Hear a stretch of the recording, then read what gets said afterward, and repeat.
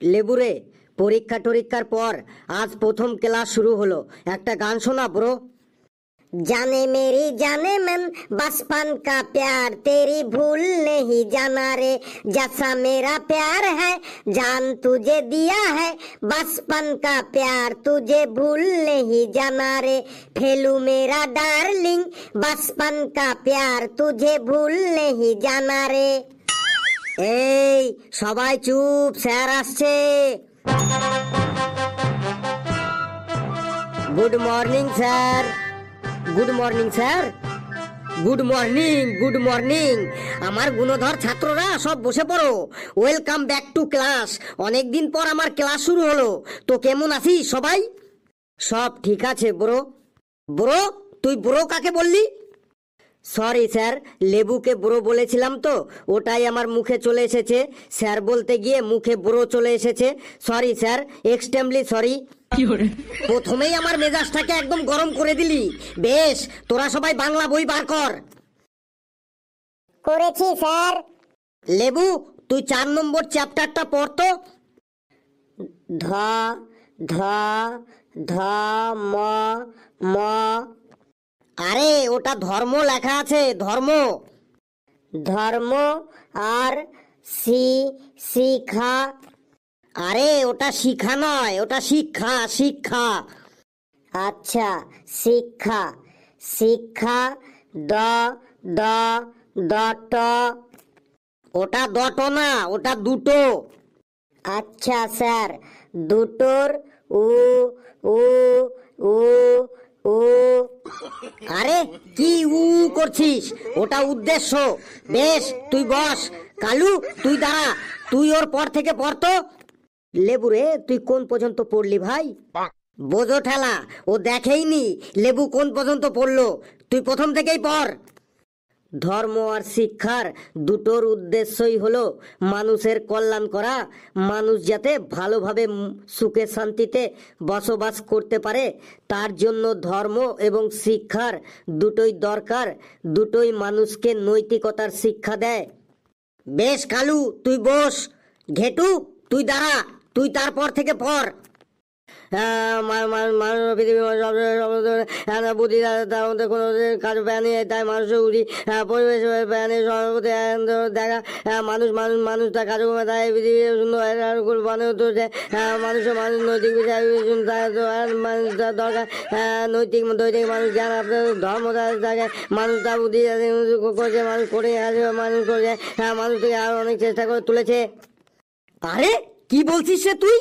তুই কি বলতে চাইছিস বল? তুই কি মুখে সুপুরি ভরে এসেছিস? চল আরেকবার পর, আস্তে আস্তে।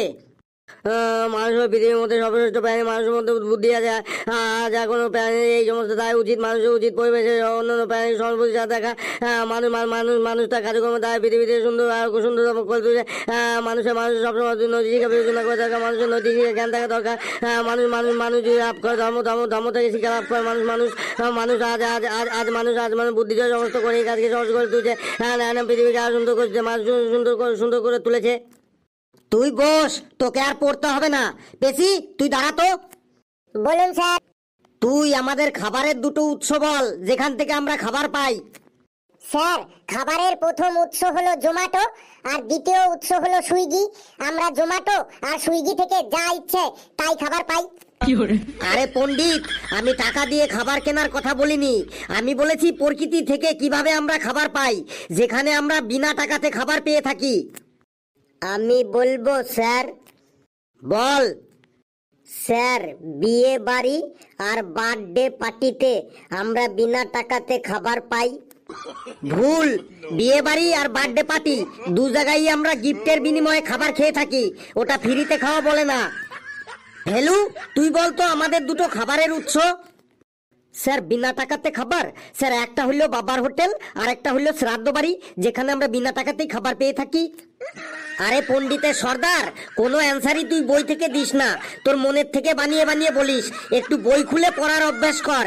কেউ এর সঠিক উত্তর দিতে পারবি? Two natural source of food কেউ বলতে পারবি? স্যার, আমি বলবো। ইয়েস হাবলু, তুই বল। স্যার, প্ল্যান্ট অ্যান্ড অ্যানিম্যাল মানে গাছ এবং পশু থেকে আমরা প্রাকৃতিক খাবার পাই। ভেরি গুড, শুধু তুই এই ক্লাসের সম্মানটাকে বাঁচিয়ে রেখেছিস। ভেরি গুড হাবলু, বসে পড়। Good bro, good. দেখ ফেলু, হাবলুর মতো পড়াশোনা কর, তুই কখনোই সঠিক উত্তর দিস না। কালু, তুই দাঁড়াতো, তোকে একটা প্রশ্ন করছি, ঠিকঠাক উত্তর দিবি কিন্তু। ওকে স্যার, প্রশ্ন করুন। তুই বলতো বারোমুডা আর গামছার মধ্যে পার্থক্য কি? স্যার, বারোমুডা আর গামছার মধ্যে বেশি পার্থক্য নেই, দু একটা পার্থক্য আছে। বল, ওই দু একটা পার্থক্যই বল। স্যার, বারোমুন্ডার দাম অনেক বেশি আর গামছার দাম অনেক কম। যদি খুব জোরে হাগু পায় তাহলে বারোমুন্ডা খুলতে অনেক দেরি হয়ে যায়, কিন্তু গামছা পরা থাকলে গামছাটা তুলেই একদম বসে পড়লেই হলো, একদম ইজি প্রসেস। স্যার, বারোমুন্ডার পকেট আছে কিন্তু গামছাতে কোনো পকেট নেই। যদি হঠাৎ করে কেউ কোথাও বসে পড়ে তাহলে বারোমুন্ডার পেছনে ফেটে যাওয়ার চান্স থাকে, কিন্তু গামছা পরে যদি কেউ হঠাৎ করে বসে পড়ে তাহলে তার পাছু ফেটে যাবে কিন্তু গামছা ফাটবে না।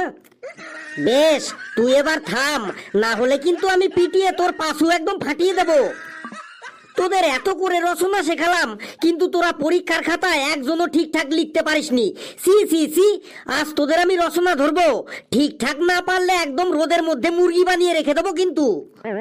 ঘেটু, তুই দাঁড়া, তুই উটের উপর একটা রচনা বল। স্যার, উট অনেক উঁচু, আমি উটের উপরে কিভাবে উঠবো স্যার? আমি তো এখনো ছোট। তো মহারাজ, তুমি কিসের উপর রচনা লিখেছো? স্যার, আমি মোষের উপর রচনা লিখেছি। মোষ উটের থেকে অনেক নিচু। আচ্ছা, মোষ নিচু তাই তুই মোষের উপরে উঠে গেছিলি। কাল যদি আমি টিচার সম্পর্কে রচনা লিখতে বলি তাহলে তো তুই টিচারের উপরে উঠে পড়বি। বেশ, তুই মোষের উপরই রচনা লিখতে বললে কি লিখবি বল। স্যার, একটি মোষ গাছের তলায় শুয়েছিল আর আমি তখন ওই মোষটার পিঠে টক করে উঠে বসে পড়লাম। কি, মোষের পিঠে উঠে পড়লি? তারপর বল। মোষের পিঠে বসার পর আমি আমার ব্যাগের থেকে কলম বার করে যেই ওর পিঠের উপর লিখতে শুরু করলাম আর সাথে সাথেই মোষটার সুরসুরি লাগতে শুরু করলো। তখন মোষটা পিছনে ঘুরে আমার কলমটাকে দেখে ও ভাবলো আমি ওর পিঠে ইঞ্জেকশন লাগাচ্ছি। তখন ওর মিস আন্ডারস্ট্যান্ডিং হলো আর ইঞ্জেকশনের ভয়ে মোষটা লাফ দিয়ে উঠেই দৌড় মারলো আর আমিও পটাশ করে পড়ে গেলাম। এই কারণেই মোষের উপর আর আমার রচনা লেখা হলো না। কি সাংঘাতিক ব্যাপার রে! তুই চুপচাপ বস, না হলে কিন্তু তোর পিঠে আমি এখন ডান্ডা দিয়ে রচনা লেখা শুরু করব। কালু, তুই দাঁড়া, শুনি তুই কেমন রচনা জানিস। স্যার, আমি কোনো রচনা পড়ে আসিনি স্যার। আরে তুই আগে দাঁড়া তো, না হলে রচনা বলার আগেই তুই আমার হাতের মার খেয়ে যাবি কিন্তু। বলুন স্যার। আমি বলবো না, তুই বল। চল, তুই মোটর সাইকেলের উপর রচনা শোনা। স্যার, মোটর সাইকেলের উপর? হ্যাঁ মহারাজ, ঠিকই শুনেছিস, মোটর সাইকেলের উপর ফটাফট শোনা। স্যার, এখনো তো আমার ড্রাইভিং লাইসেন্স হয়নি, আর তাছাড়া আমার বাবা আমাকে মোটর সাইকেলের উপর চড়তে বারণ করেছে। তাহলে আমি মোটর সাইকেলের উপর কিভাবে রচনা লিখবো স্যার? মোটর সাইকেলের উপর বসে রচনা লিখবি তুই? স্যার, যদি মোটর সাইকেলের উপর না উঠি তাহলে রিয়ালিটির মতো ফিলিংস কিভাবে আসবে আমার মধ্যে? বেশ, তাহলে তুই ঘোড়ার উপর একটা রচনা বলতো। স্যার, আমি মোষের উপর রচনা শোনাবো স্যার। মোষের ওপর? বেশ, আচ্ছা, তুই মোষের ওপরই রচনা শোনা। স্যার, মোষ একটি সামাজিক প্রাণী। মোষের 4টি পা আছে আর 2টি শিং আছে। গরুর দুধের থেকে মোষের দুধ বিক্রি করলে ডবল লাভ হয়। কেন? গরুর দুধের থেকে মোষের দুধে ডবল লাভ হয় কেন?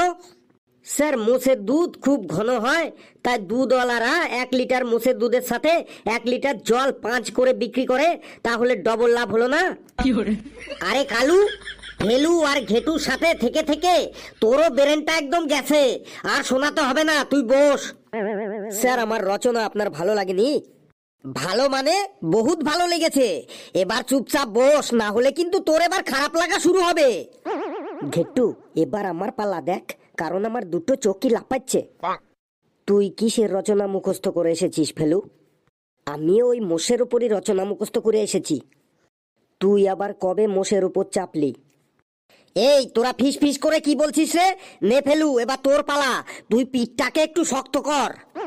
বলুন স্যার, কি নিয়ে বলবো? বাহ, তোর কনফিডেন্স লেভেলটা বিরাট দেখছি তো। Sir, full confidence on my self. আরে বাহ ফেলু বাহ, তুই তো দেখছি দারুণ ইংলিশ বলছিস। স্যার, লকডাউনের সময় ফেলুকে আমি ইংলিশ শিখিয়েছি। তুই বেশি বক বক করিস না ঘেটু, তুই বাংলাই ঠিক মতো জানিস না, তুই আবার অন্যকে ইংলিশ শিখাবি। স্যার, আমি ইংলিশ জানি। বেশ, তাহলে তুই একটু ইংলিশে কথা বলে শোনা তো, দেখি তুই কেমন ইংলিশ জানিস। Sir, English English English English English English in the end to man to cans in the fans in the river in the birds in the dog in the pants in the English man to cans to end the fans in the English English English English English English in the cans in the fans in the end to man to cans in the fans. Sir, American স্টাইলে বললাম। কি সাংঘাতিক ইংরেজি রে বাবা। ঘেটু দেখ, এমনিতেই আমার মেজাজটা গরম হয়ে আছে, আর গরম করিস না কিন্তু, না হলে তুই আজ ডাইরেক্ট বাড়ি যেতে পারবি না, তোকে এখান থেকে হসপিটাল হয়ে বাড়ি যেতে হবে। হেলু, তুইও কি মোষের রচনায় পড়ে এসেছিস? ইয়েস স্যার, একদম রাইট স্যার, আমিও মোষের রচনায় পড়ে এসেছি। না না, মোষের ওপর রচনা আমি অনেক শুনলাম, আর আমি শুনবো না, তুই অন্য কোনো রচনা বল। তাহলে স্যার আপনি বলুন, আমি কি নিয়ে রচনা বলবো?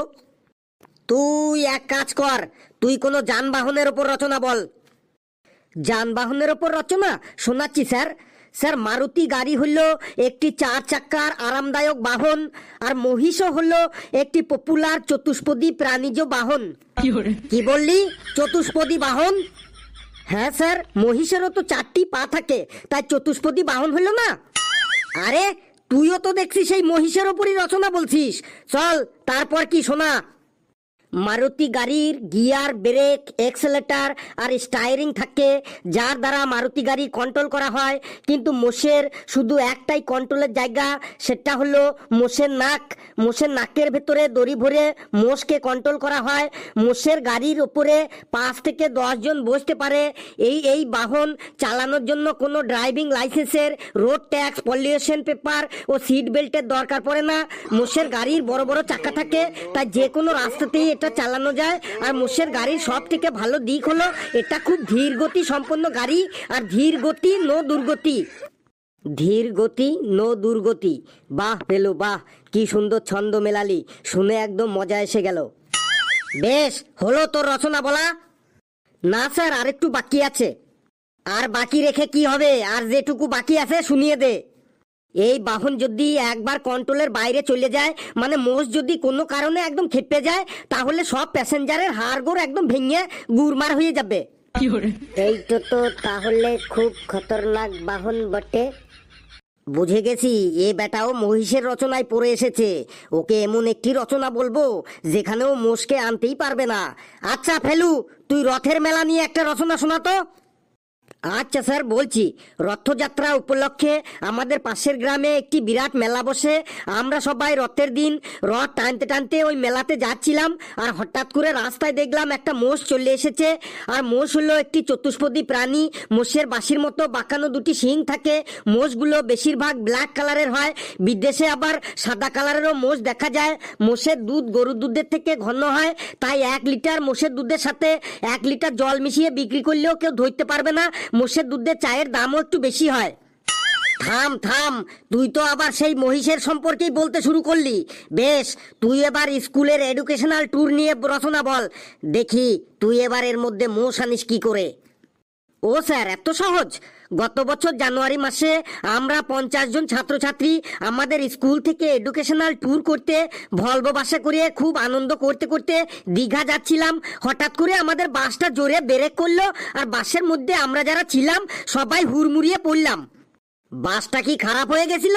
স্যার, বাস থেকে নামবো তারপরে তো দেখবো বাসটা খারাপ হলো না কি হলো।